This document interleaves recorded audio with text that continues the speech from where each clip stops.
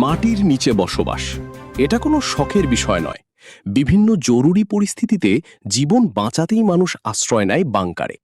কিন্তু বর্তমান বিশ্বের এক ক্ষমতাধর প্রেসিডেন্ট নাকি টানা প্রায় 2 মাস ধরে গোপন বাংকারে অবস্থান করছেন।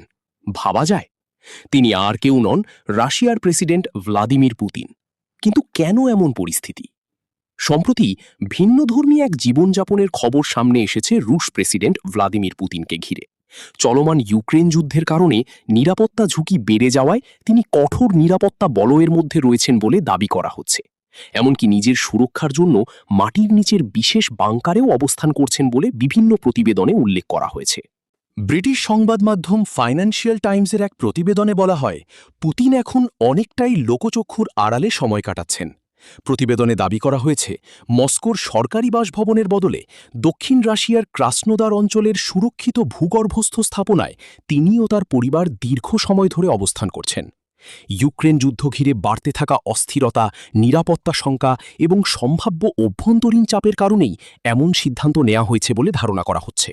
প্রতিবেদনটিতে আরও বলা হয়, ড্রোন হামলা, নাশকতা কিংবা সম্ভাব্য হামলার আশঙ্কায় রুশ প্রেসিডেন্টের নিরাপত্তা আরও জোরদার করেছে দেশটির বিশেষ নিরাপত্তা বাহিনী। ইউরোপীয় গোয়েন্দা সূত্রের বরাত দিয়ে দাবি করা হয়েছে, পুতিন নাকি এখন অনেক গুরুত্বপূর্ণ সিদ্ধান্ত বাংকার থেকেই নিচ্ছেন, আর জনসম্মুখে তার উপস্থিতিও আগের তুলনায় অনেক কমে গেছে। বিশ্লেষকদের মতে, কোভিড মহামারীর সময় থেকেই পুতিন নিজেকে অনেকটা সীমিত পরিসরে নিয়ে আসেন। তবে সাম্প্রতিক সময়ে ইউক্রেনীয় ড্রোন হামলা এবং রাশিয়ার ভেতরে কয়েকজন সামরিক কর্মকর্তার মৃত্যুর পর তার নিরাপত্তা নিয়ে উদ্বেগ আরও বেড়েছে।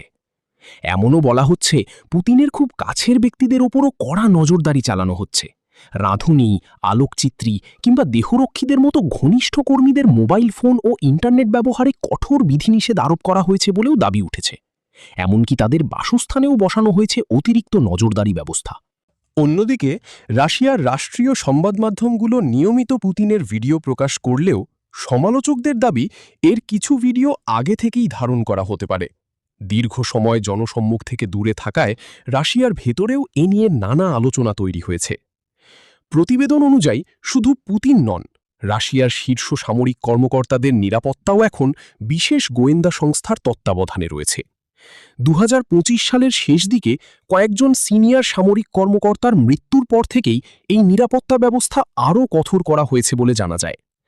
রাজনৈতিক বিশ্লেষকদের মতে, বর্তমানে পুতিন অনেক বেশি নির্ভর করছেন গোয়েন্দা ও নিরাপত্তা সংস্থাগুলোর ওপর, আর জনগণ